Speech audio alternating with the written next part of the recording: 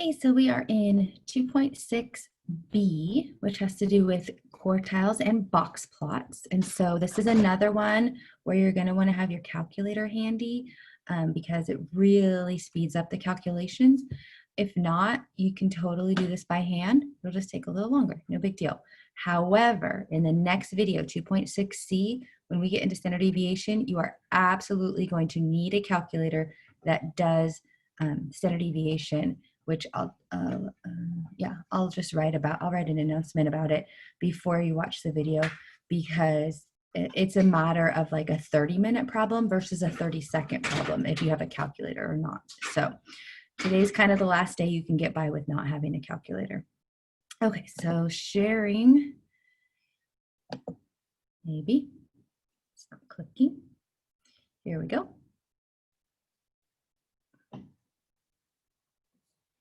All right, here we are, the 5-number summary of a data set.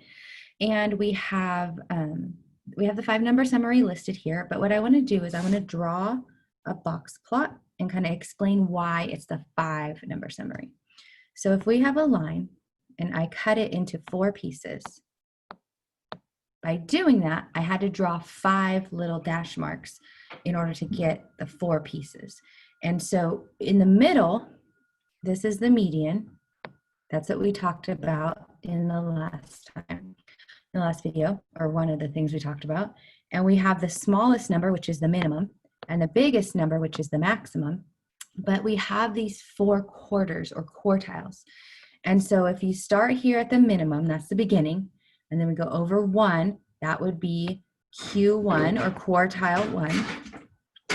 And then the median is the next quartile, so that would be quartile 2. And so you can see that it has the same name, median and quartile 2. And then finally, quartile 3. And we don't say that the max is quartile 4, we just call it the max. But what I've done here is I've made this middle section, my face is in the way of my colors. Okay, here we go. We have this middle section here. Dogs are loud. And that's going to be important later on, that middle section. But this is what, hang on a second. All right, hopefully you can hear me a little better. I put one of the dogs outside. Okay, so that's what a box plot looks like. That's how we're going to be using this 5-number summary. So you can see minimum, Q1, Q2, Q3, and maximum. That would be our 5 numbers. And this is how to find the 5-number summary. It is exactly like finding the median. So let's do it by hand first, because as I said before, you don't absolutely need a calculator. I would like to know why the default zoom is like 1300 though, when I hit the wrong button, and now it's too small. All right, here we go. 5-number summary. And so first thing, just like finding the median, we need to put the numbers in number order, and it lists that first right here. So we're going to list these numbers in number order, and I'm just looking at it. Ooh, they're very, very close to being in number order, but not quite.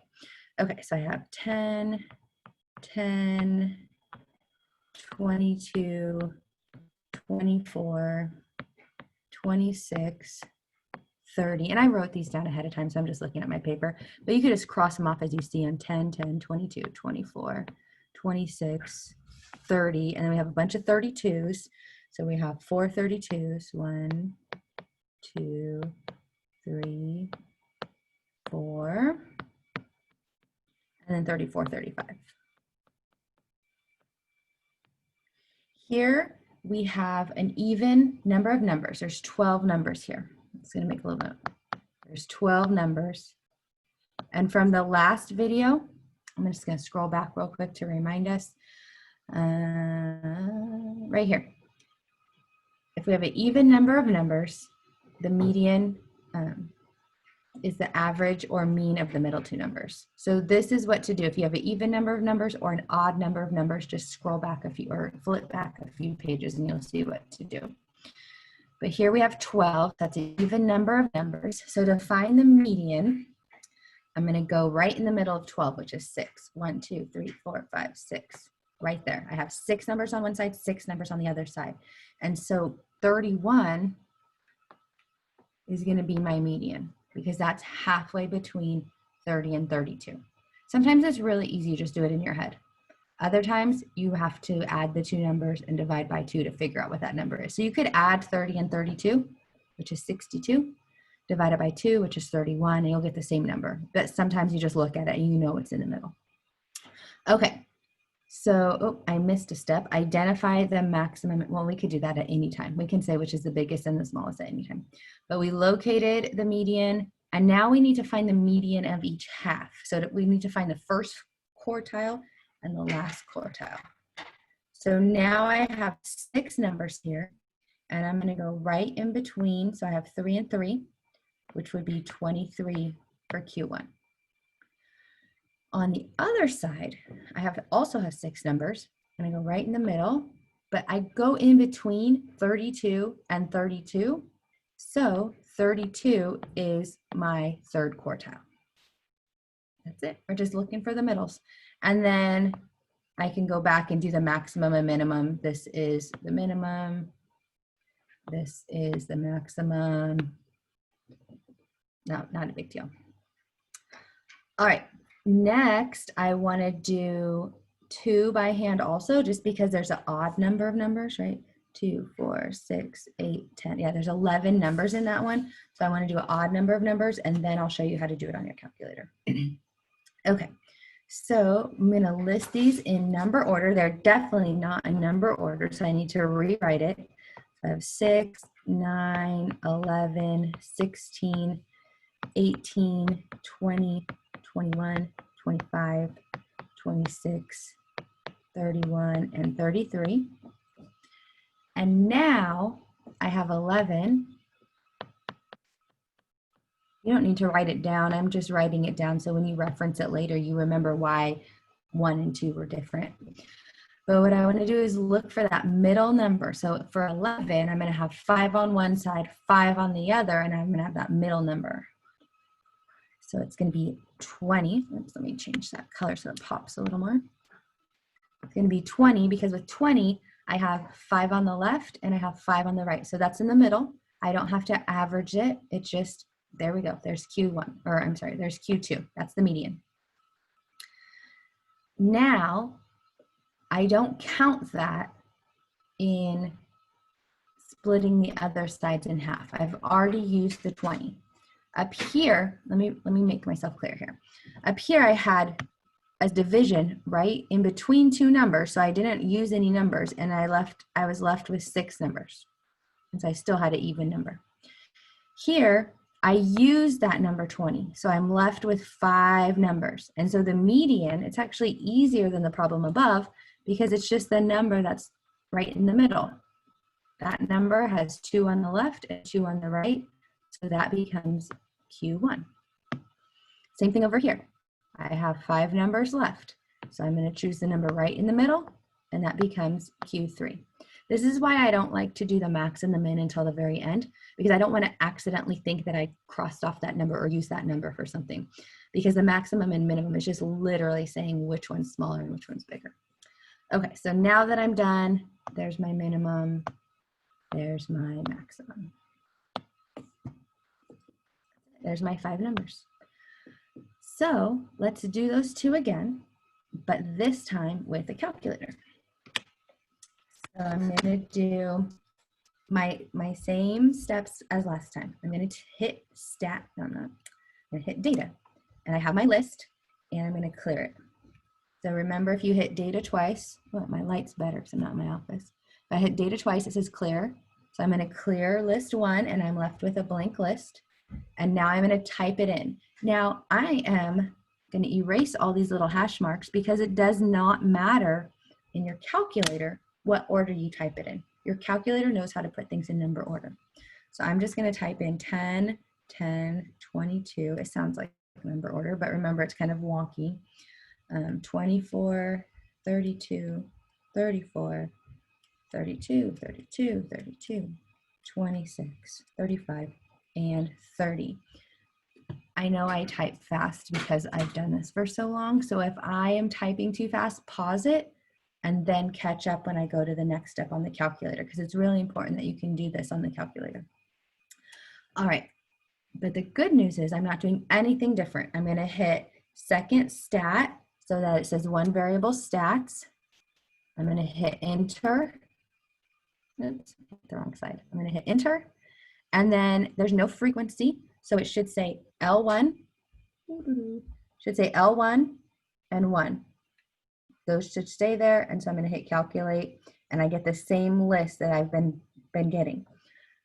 Perfect, that's where all our information is. In fact, standard deviation is going to be on that same list as well. Okay, so what I like to do, because the 5-number summary is at the very bottom, so you can hit down, down, down, down, down, down forever, or to get to the bottom, I use my little joystick and I just hit up, and now I'm at the very bottom, and you can see there's my max, my Q3, my median, my Q1, and my minimum.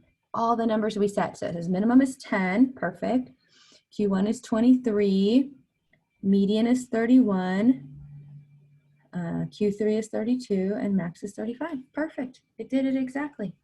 And you can work through number 2 if you want more practice, because we already have the answer, so you can verify in your calculator. But that's what I want to show you, is it's exactly the same steps. We're just looking at the very bottom. Now I call this Q2. The calculator calls it the median. It doesn't matter. They can be used interchangeably. I want to use them both so you're familiar, so you can see them both. Okay, one more time with this 5-number summary. And what we're going to do is we are going to have a frequency table. So I don't want to make this list. I can't even tell you how many numbers that has in the list just looking at it offhand. So I'm just going to jump straight to my calculator. And what I'm going to do, data, have my old list, data again, see, it's wrong button, data again, clear. And now I have my value, which I'm going to call my L1, and my frequency, which I'm going to put to L2. So just type those in, just value, go straight down to L1, 1, 3, 4, 5, 7, 8, 9, 10, and 12.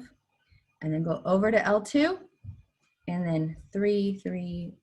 So when it starts off, it should look just like the chart. I have a 1, and then I have a 3 next to it. I have a 3, and then I have a 3 next to it. Keep going down the chart. All the 1s, and then 4, 3, 1, 2. I have everything in my list, and so I'm going to hit stat, one variable stats, and then this is the only difference, is now that I have a frequency, I keep my data in L1, but I move my frequency over L2. Is this really different? No, this is no different from the last section, but it's different from the last problem. So I hit enter to get that L2 highlighted, hit enter again to calculate it, and it tells me right there that there's 19 numbers in this list. Okay, that's great. I don't need to know that. Well, I mean, it's nice to know, but I don't care. I'm going to use my calculator to do it. So I'm going to hit up, and I get my 5-number summary. So let me just write this down. So we would have the minimum, which is 1.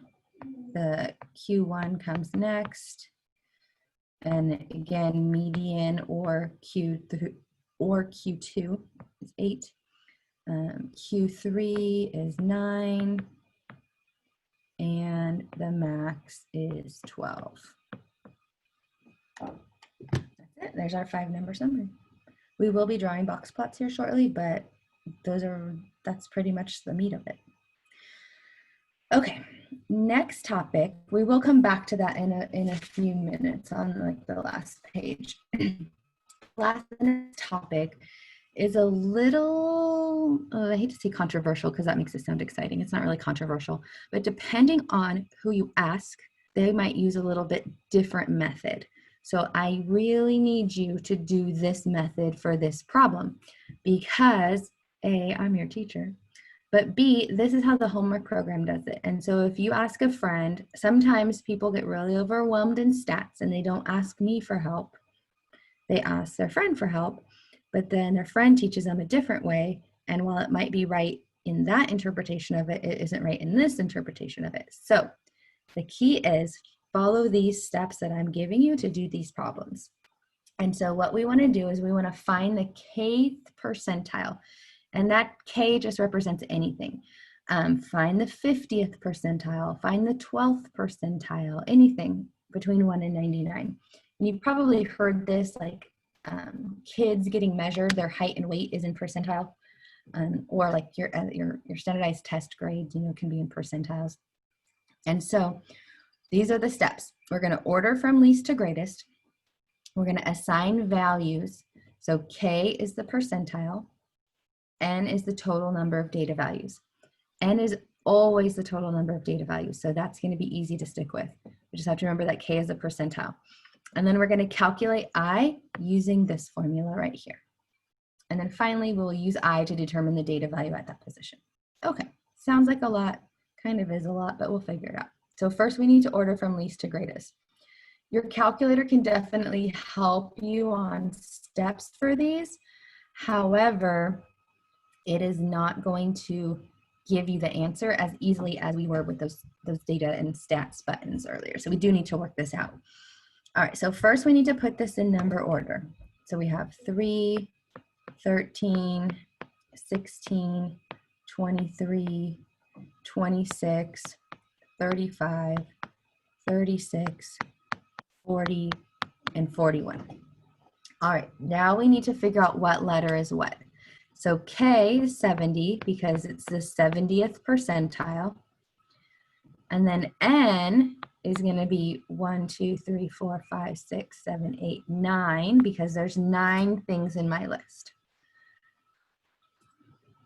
All right, so we did the first two. Now we need to calculate I using this formula. So we have I equals K, which is 70, times N plus 1, so 9 plus 1, all over 100. This you can put in your calculator. 70, and I'm just going to simplify. I don't need to do 9 plus 1. I can just say 10 over 100, and I get 7. So the 70th percentile is the number that's in the 7th spot. So now I count 1, 2, 3, 4, 5, 6, 7. This is in the 7th spot. So the answer is 36. Okay, kind of a lot of steps there. Let's talk about what we just did. So we found K and N. K is the percentile. N is how many numbers are in the list. We wrote our numbers in number order. And the question is, what is in the 70th percentile? So I need to translate that in this problem. I need to figure out what position that is. So I is just telling us the position of the answer. The answer is not 7. The answer is what number is 7th. Okay, so I is, and we plugged it into the formula. We got 7, and we counted over 7 spaces. All right, number 5. Now, number 5 does use words like first, second, and third quartile. So we could totally just plug this into our calculator. But I do want to practice this percentile again, because first quartile means 1/4, 25%. Second quartile means 2/4, 50%. And so third quartile, you probably see the pattern here, is 75%. So I want to try this problem using the method of the eyes, just because we don't have a huge, well, we have a huge Zoom. We don't have a huge amount of practice problems on this topic. All right, so first I'm going to write them out in number order. 73, 92, 95, and then we have a couple of 113s. I can't seem to write today. And then 119. Okay, so first just practice, I just want to practice this formula. First I'm going to use K is 25. And then N, we can just count them up. 1, 2, 3, 4, 5, 6, 7. N is 7. And so I is going to be K, 25, times n plus 1, which is 7 plus 1, all over 100. So I do 25, and then again, I'm just going to add 7 plus 1 in my head. So 25 times 8 divided by 100 is 2. What that means is the second number on our list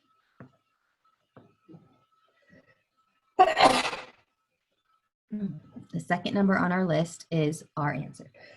Man, I don't know what's going on this morning. Can't stop sneezing. Okay, let's try that again. K equals 50.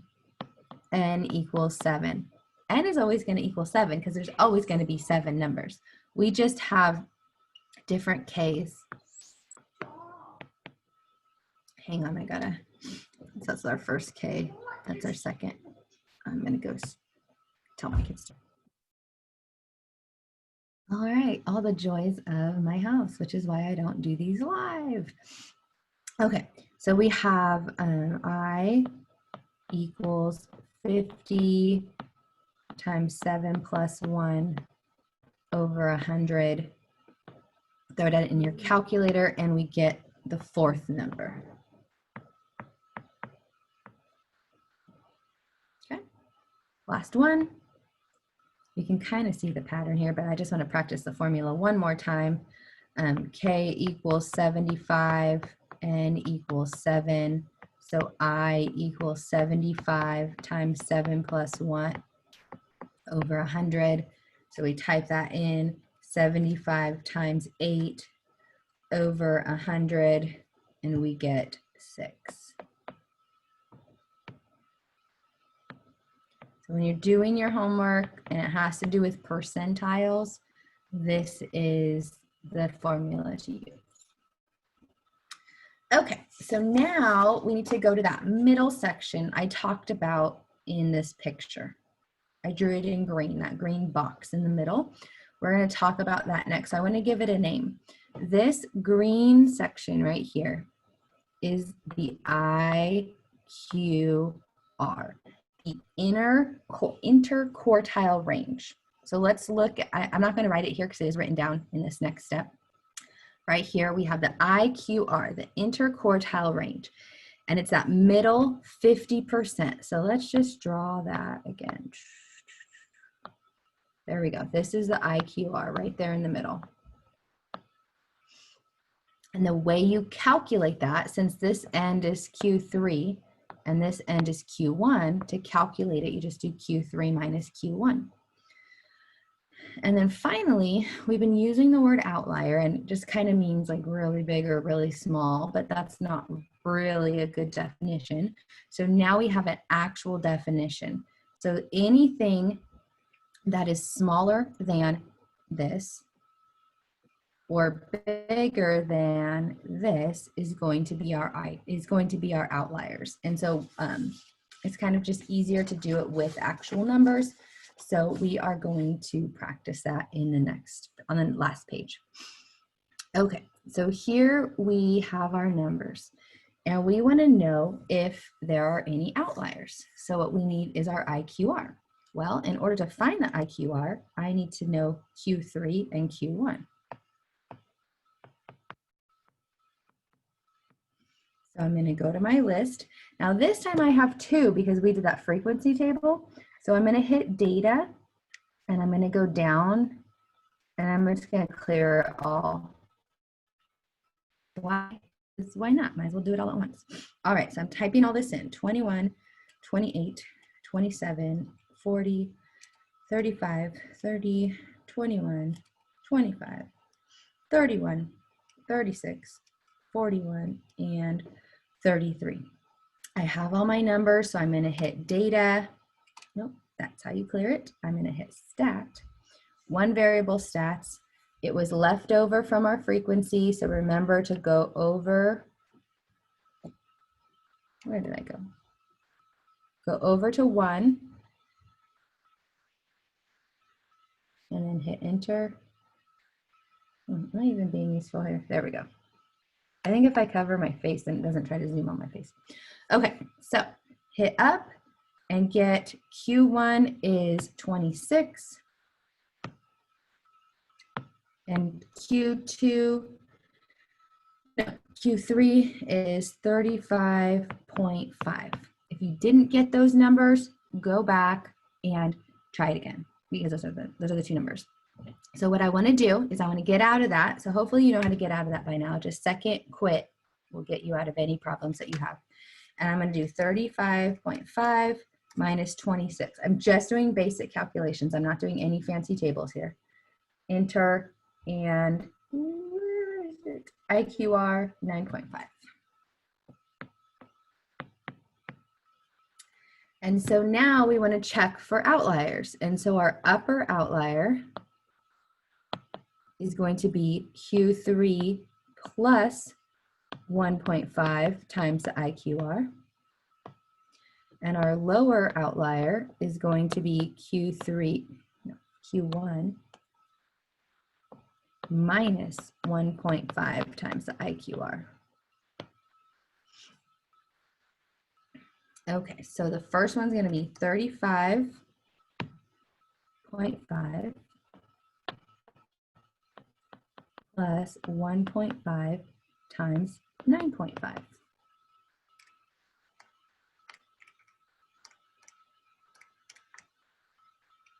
And I'm getting 40. Did I type that in? 3.5. Oh, I typed it in wrong. Hang on. 35.5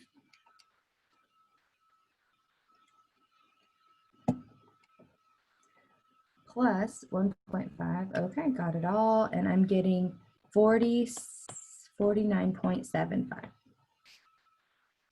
All right, there's nothing on this list bigger than 49.75. In fact, the maximum is 41.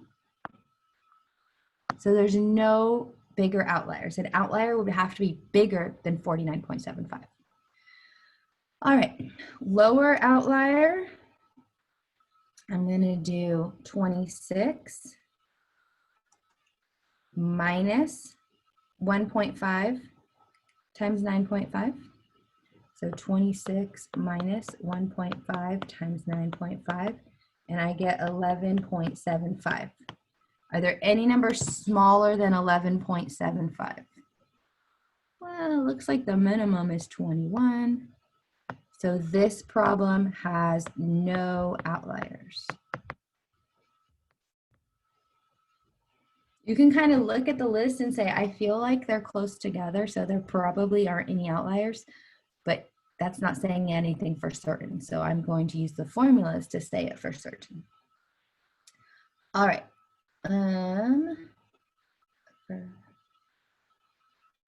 So perfect. This next one, we have the numbers in alphabet or already in number order. Now it feels like this guy is probably the outlier, and we're probably right, but probably isn't good for, you know, right or wrong problems. We want to be sure that we're right. So let's do this again. I'm going to clear my list, and I'm going to put in all the numbers. There's 313, so I need all of them in there. There's a bunch of 15s. There's a bunch of repeated things. 26, 36, 36. Yeah, top 74 definitely feels really big, but I'm not making any judgments just yet. So now I'm going to go to data, one variable stats, get my Q1,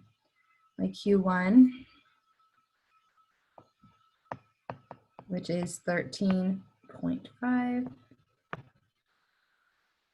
and my Q3, which is 25.5. And so the IQR is going to be that subtraction. 25.5 minus 13.5, which is 12. IQR is 12. Okay, so now we are going to find the upper, which is 25.5 plus 1.5 times the IQR.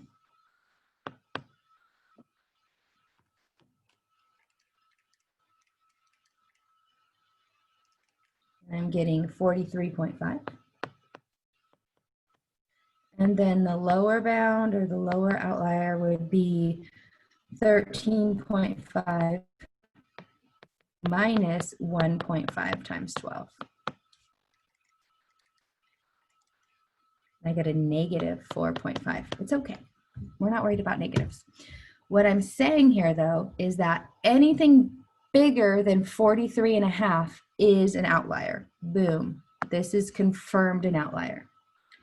Anything smaller than negative 4.5. Well, there's nothing smaller than there's no negatives, so there's no lower outlier. So here we have an outlier, which is 74. We didn't get, so if on the test, if I say what's the outlier and you say 74 and that's all you say because you're using your feelings, I'll give you 1 out of 5 points. But if you have all of this work to support it, all of this stuff to support why it's 74, then you'll get full credit for it.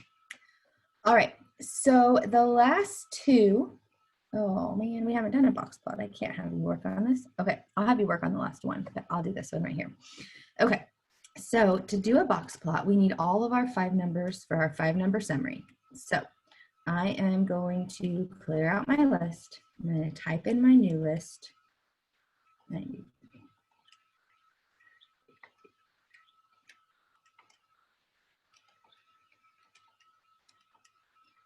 I'm going to get my 5-number summary. Are you an expert at this now? Just hitting that stat and 1 variable stat. We've been using it a lot. And I see that my 5-number summary is minimum 21, Q1 is 30, median is 57, Q3 is 71, and the maximum is 93. Is that right? Okay. So so that's going to give us our numbers for our box plot, but we also want to identify any outliers. Well, let's just draw our box plot. So first I'm going to draw my box plot. I'm going to draw it here because it doesn't really take up that much space. And I have 21 and 93. And we want to draw it kind of to scale. It doesn't have to be perfect, but clearly 30 is closer to 21 than 93. So 30, and then 57 might be here, and 71. And then we just connect the middle and make, that's it. In fact, on the homework, it'll be even easier because the shape will already be drawn. You're just gonna have to move the dots to what number you want the answer to be on. Okay, so this part, check, identify any outliers. So what I'm gonna do is I'm gonna pause the video. I'm gonna have you identify any outliers and do all of number 9. And then when you come back, I'll have the answers up and we can go over them and make sure you got it right. So go ahead and pause the video.